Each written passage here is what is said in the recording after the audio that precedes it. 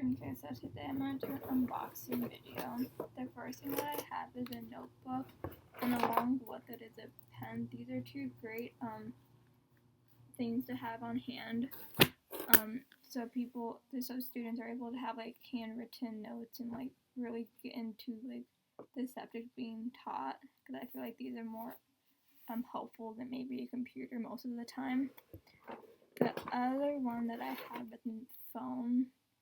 This is a great thing to have. So you have like Google on your phone. You can easily search up an item if you have like a quick question that doesn't really involve you having to quickly look through a textbook. That's a great one.